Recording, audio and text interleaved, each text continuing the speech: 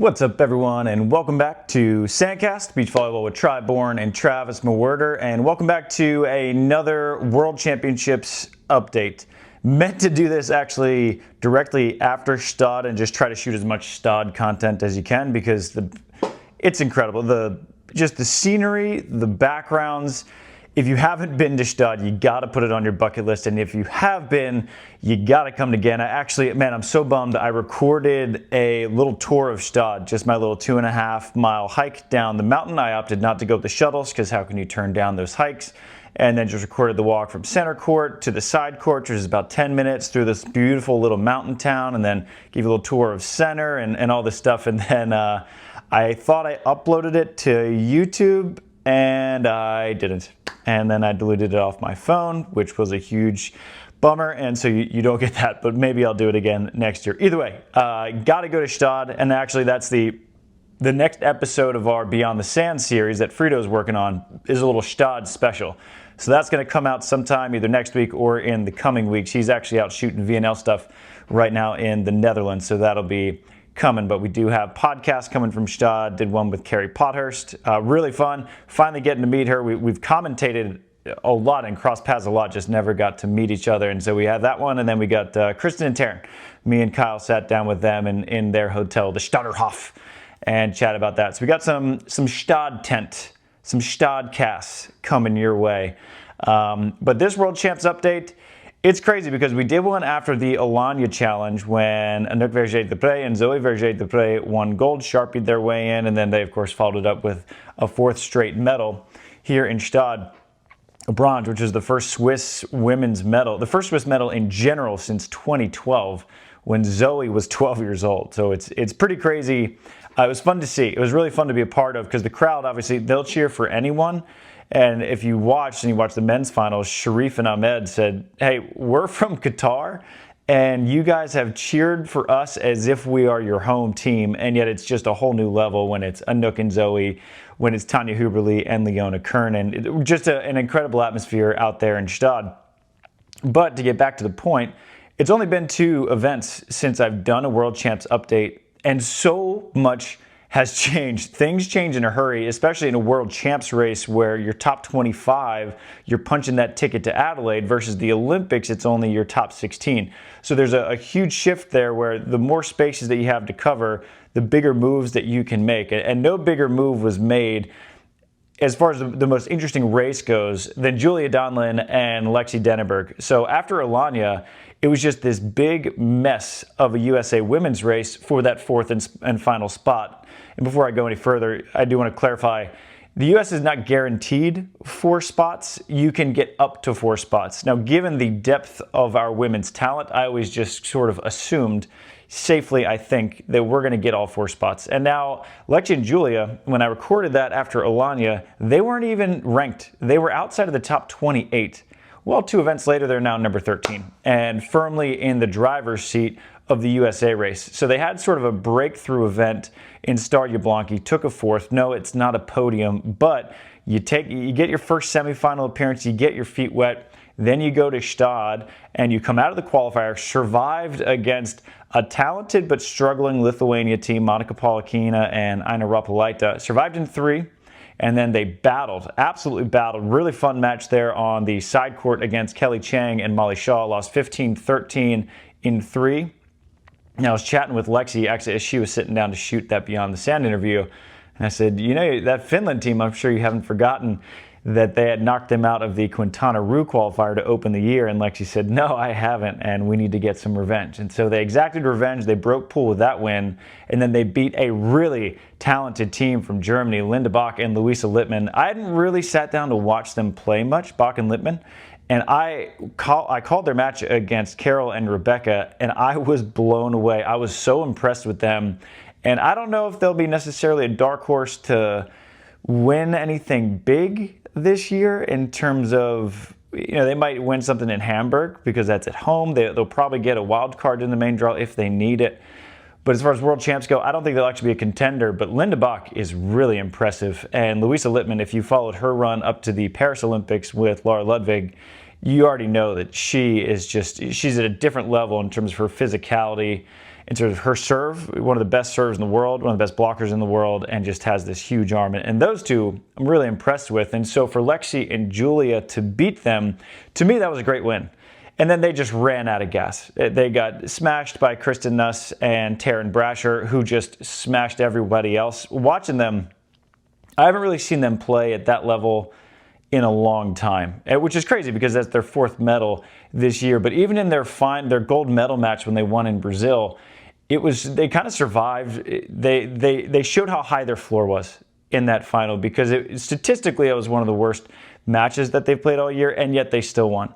Versus you compare that to Gstaad, and it was as if they were Neo when he discovers that he's the one, and you got Agent Smith just throwing haymakers and shooting bullets at him, and Neo's just sitting there looking at his hand and just fending off all these attacks in slow motion. Like, that's what it looked like for Kristen and Taryn, where every team was trying so hard, and they're throwing punches, and they're shooting, and Kristen and Taryn are just in slow motion. Like, yeah, sure, you got your grindy side out that took you 8 attempts to get. We'll just hit a first ball side out and go back.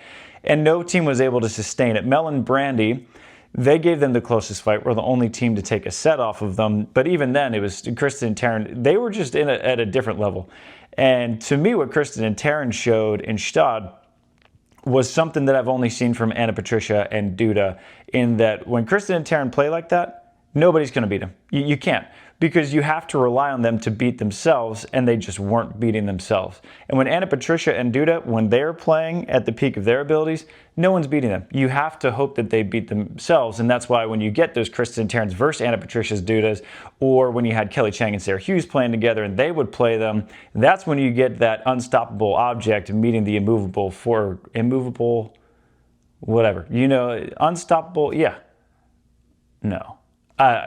Unstoppable and immovable. They hit each other, and that's what you get when you get those 3 teams, and that's when you get some really fun matchups.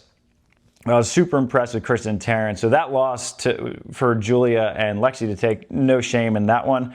They took a 9th, and so in 2 tournaments they went from unranked to number 13. The next closest American women's team is Kim Hildreth and Tegan Van Gunst. They're at number 20, and they're just shy of 400 points from Julia and Lexy. But to me, they're actually pretty far out of the race because of what the entry point situation looks like. Because right now, your entry points that you have now are going to be critical for Montreal, which is it's a small draw. It's only 16 teams. And then you have Hamburg. That's the entry points now are going to get you into Hamburg. Now, if you're Kim and Tegan and you can't get into Montreal and you can't get into Hamburg, that's going to be a huge problem, because then you have a couple events in Brazil in September and 1 challenge in Mexico, and so you'll have 4 events. But then you have, on the flip side of that, Julia and Lexy are now going to be either straight in or very close with a favorable seed in the qualifier to get into the main draw. And so Julia and Lexy have taken the driver's seat firmly, especially since, and it's such a bummer, that Tony, with her shoulder, from what I understand, she's out for the rest of the year. And so Kylie and Tony were in great shape. Kylie DeBerg and Tony Rodriguez, they were in great shape to qualify. Obviously, that's out. Kylie is now going to play with Solani Hodel. And I haven't talked to Molly Phillips and Haley Harward and Deanna Kraft about this, but entry-wise and sign-up, so now Deanna is signed up with Molly for the Baden Challenge, which leads me to believe, I'm just putting 2 and 2 together, that Haley and Molly aren't going to try to go for the World Champs anymore, so they're kind of out of that. And so really it's just Julia and Lexy, Kim and Tegan, and then you still have an outside shot with Savvy Simo and Abby Van Winkle, whose entry points are actually very good right now, despite not qualifying in Gstaad. And so it's Julia and Lexy, driver's seat is the long story short. I'm not going to give them the SHARPIE treatment yet, because I still think you can get Abby and Savvy to pop off for 1 really good tournament. You can get Kim and Tegan to pop off for 1 really good tournament in an elite, and then all bets are off and we're back scrambling. So that's kind of where the USA women's race is at right now. One team I will give the SHARPIE treatment to, however, Francis, Aline, Chamereau, and Clemence Vieira. So they came into this year kind of outside looking in. Maybe they qualified, maybe they wouldn't. Dark horse contender. And then they put together a string of 5th at the Shaman Challenge. That was in May. They take a bronze in Alanya out of the qualifier, and then they follow that up with a bronze in Starje Blanki. And so you get 3 straight medals. Sure, they barbecued out of Gstaad, but that's no problem because you only need 6 finishes, 6 good ones. You put 3 together in a row, boom. That not only helps your standings in the World Champs, that's going to help your entry points with Aline and Clemence. They shot up the entry points ranks. That's going to improve their seeding in challenges and elites moving forward. And so they're in good shape. I'm giving them the SHARPIE. They're the number 12 team right now. They're about 100 points. They're at 3,220 points. And I would say 3,000 points might be the cut line. We're going to see. I set the bar at 6,000 for the Olympics, and that's your best 12 over a year and a half, and that actually was a little bit low. I think 3,000 is going to be what you're looking for, unless you're going to get knocked out by your own countrywomen. But I think 3,000 is going to be a pretty good cut line to assume. So let's check in. Let's check back in on that in October when the World Champs deadline is at. But I think once you get over 3,000, you're going to be pretty comfy. And Clemence and Aline, they're there. Number 12 in the Olympic race. SHARPIE, I think they're World Champs race. Sorry, getting 3 years ahead of myself. SHARPIE, I think they're in. Last women's team that I want to touch on is Ukraine's Marina Hledan and Tetiana Lazarenko. They came out of absolutely nowhere, even to those who follow the game very closely. And Ed Keller, if you're watching this, let me know if you saw this one coming from them. They took a gold in Starje Blanki. That was their 3rd top 10 of the season. They had a 5th at the Yucatan Challenge and then a 9th in Quintana Roo. Hadn't really done anything, and then boom, they just go out and win a gold medal at a challenge, and that puts them at number 18 in the World Champs ranks at 2,840 points. And so they're in a good position. Not sharpieing, but again, entry points are so crucial right now because it's going to set up the rest of your summer and your early fall, which is the most important stretch of this race. And that Ukrainian team, they're in good shape. And then you have Valentina Davidova and Angelina Camille. Camille, of course, the TCU star on court 4 who stunned Kristen and Taryn in Ostrava. They're also in good shape. So we could very well see 2 Ukrainian women's teams at the World Championships, which would be pretty dang cool. But I'm going to move on from the women. And again, if you guys have any questions, comments, points, finishes, how anything works, one, I have a follow-up story with this on the SANDCAST website that will answer maybe a lot of them, but just drop them in the comments. I'm always happy to engage with you guys when it comes to anything as far as races or results or finishes or rules, whatever. So love hanging out with you guys. Moving on to the men. I don't think it need any introduction here. The big story is young Sweden. Jacob Holting-Nilsson and Elmer Andersson, just 20 and 19 years old, respectively. They didn't even think they were getting into Gstaad. So when they finished in Alanya, or in Starje Blanki, pardon me, with an unmemorable finish, 17th, I think, not really a usable one, they were on the reserve list for Gstaad. They didn't even know they were in the event. Then they get the heads up that a couple teams had pulled out. They're moving into the qualifier they go, and then just on a couple days notice they beat Esteban and Marco Grimalt, former Gstaad champs, to make into the main draw, and then they barely survived a 2018 3-set win against James Shaw and Kame Schock. That they were down 10-7 from what I remember in that 3rd set, and Kame and James are playing pretty well. And they take that and then they just run straight into the finals, where they ended up bowing out to Sharif Yunus and Ahmed Tijan, who won their first gold medal since the very first Elite 16 event in Rosarito, Mexico back in 2022. It's crazy that it's been 3 years since they've won an Elite gold medal, but a huge congrats to them. But what that silver medal does for Sweden, as I mentioned before, one, your world champ standings way up, straight to number 12 for Sweden. They are at 3,280 points, above that 3,000 point cut line that I'm projecting. I'm giving them the SHARPIE, but I'm not giving them the SHARPIE just because of their points where they're at now. It's because, again, the entry point boost that they got. They jumped up an outrageous 62 spots in the entry rankings. That's going to put them into the main draw in Hamburg. That's going to put them maybe main draw for Montreal, but they're going to be in the main draw for the Brazil Elites, for the Brazil Challenges if they want to play them. And you play enough tournaments where you're straight in the main draw, you're going to add some good finishes, and that's another bonus for Sweden. They don't really have any good finishes to wash out. They just have the one, and they have a 5th in Yucatan, but they just have a couple of 17ths, some 19ths, and one humongous silver medal. And so that's why, I'm sure that there are a lot of people ready to sort of crown them as the next big thing coming. And I think that they will be, but I still don't think they're there yet. And how could I say that after they make the finals and they beat a lot of good teams to get there?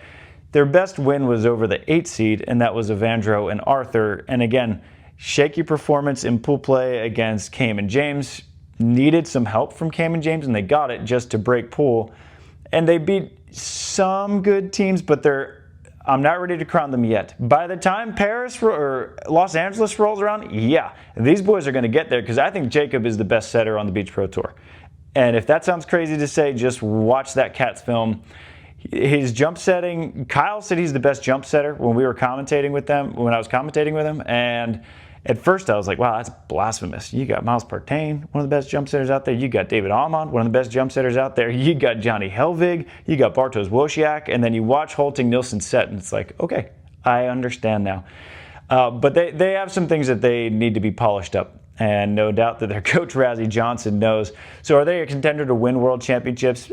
Dark horse. If I'm a 1x betting man, maybe throw a few bucks on them. A high value pick. But I don't think that they will be favorites by any means yet. And yet is a very important caveat for me to add in there, because they will be. They have the talent. They have the physicality. Elmer Andersson he had to skip an event to take a high school test at 19, and then he's winning silver medals in elites. So they will get there. They will be there. They are going to play in the World Championships. Again, I've sharpied them. I'm just not giving them the crown. All right, you got the Kings, that's Anders and Christian. You got the Princes, that's Amon and Helvig. And then they'll be in the Royal Court relatively soon. But there's a couple of things that I think consistency-wise they will need to be shored up. But they are in for me. The other big move, holy moly, Marco Kratiger and Leo Dillier. My goodness gracious. Talk about big moves. So Lexy and Julia, the women's side, putting 2 big tournaments together. This is the equivalent of the men, where Marco and Leo, they hadn't done much this season. They were in the qualifier in Star Jablonki, and then just boom, boom, boom, boom, boom, boom, boom, 2 gold.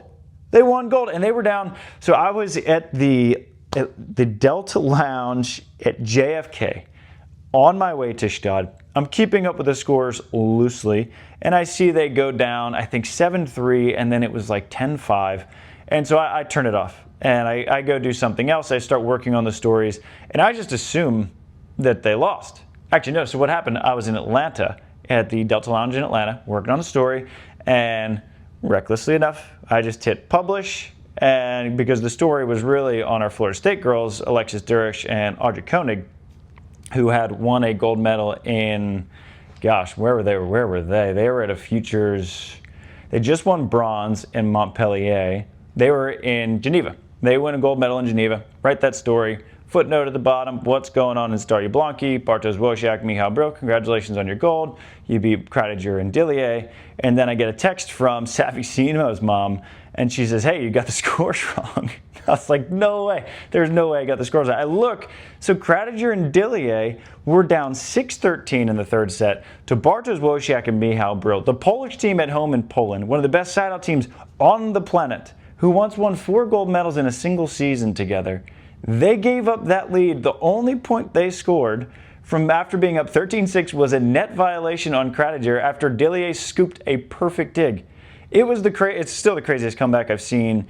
All right, second craziest. Craziest was the Goa Challenge, where Maritz Pristaus and Robin Seidel were down 14-8 in the gold medal match in the third set to Adrian Vieira and Pablo Herrera. They came back and won that. So second greatest comeback I've ever seen in beach volleyball goes to Kratiger and Dillier. Well, they win that gold, and then they follow up by qualifying in Gstaad and then taking a 9th in Gstaad. So you had 4 Swiss teams between the men and the women in the 9th place rounds. Is the best Swiss showing we've seen in Gstaad in a long time. And so with that gold medal and then with that 9th, Kratiger and Dillier are now number 13.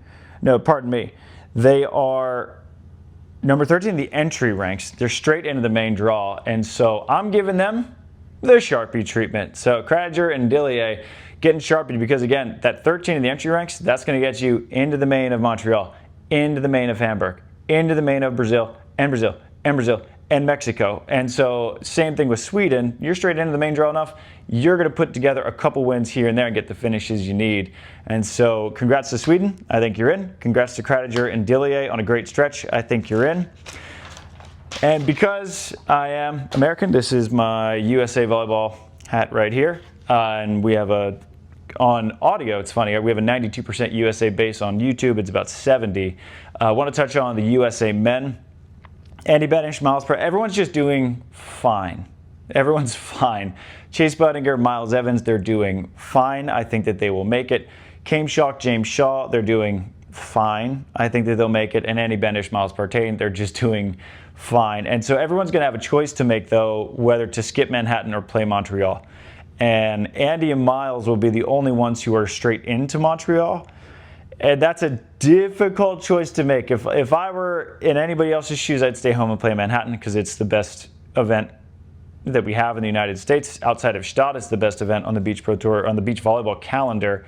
And World Champs, I guess, is maybe bigger than Manhattan. But I would stay home and play Manhattan and then just hope I get into Hamburg. And then you still got the 3 events in Brazil and Mexico. And I will assume that that's what Kame and James are going to do and what Chase and Miles are going to do, that they're going to go for Hamburg, even though they might all have to skip Hamburg to play in the league championships. So they're just going to roll the dice with the Brazil Challenge, Brazil Elite, and the Mexico Challenge. So I don't think that we'll see those. I think the only American men's team we will see on the road really until September is going to be Andy and Miles. And I think that they'll probably play Montreal. If you're straight in, it's hard to turn that down, especially when it's only 16 teams instead of 24. It just makes your life that much easier. And especially because European teams don't really want to travel all the way from Europe to North America for just one event and then to come back and play Hamburg. So I think Montreal might be a light event and maybe a good opportunity for Andy and Miles to build up some points because they're just sort of coasting right now and haven't done anything terrible, haven't done anything great. It's just been 5th and 9th for them. So that's my guess for them.